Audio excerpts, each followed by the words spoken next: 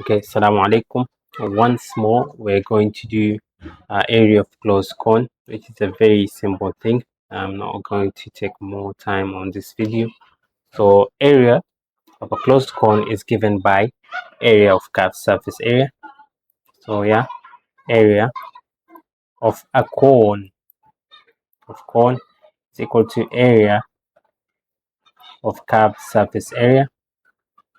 Or let's say curved surface area. I don't know why I'm repeating. So, is equal to curved surface area plus area of the square, area of not square of circle, the base circle. So an area of curved surface area, which is this way, is given by a special formula which we say pi RL. Now L represents the slanting height.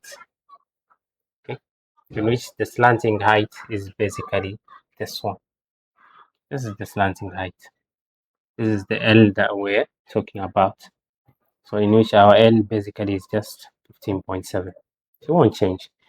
Plus the area of the base circle, which is just the same, pi r squared.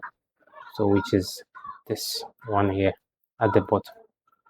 So pi rl. So pi for now. Okay, for now we'll take pi to be 22/7 times r, which is 7, times your slanting height, which is 15.7. Then add it to the area of this circle, which is 22/7 times r squared, which is 7 squared, or 7 times 7. Now let's see how much it gives us. So for the area of the curved surface area, which is 22/7 times 7 times 15.7, is going to give us 345.4 centimeters square, plus the area of the circle, the curved, not the curved, but the base circle, going to be 22/7 22/7 times 7 times 7, or 7 squared, which will give you 154. If you add both of them up, it's going to give you 499.4 centimeter square. Very easy. Okay, for this one, obviously it's going to be pi rl.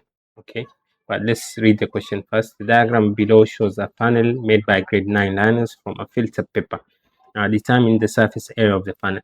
Now when you're creating a filter paper, you realize that the top here is usually open, it's not closed.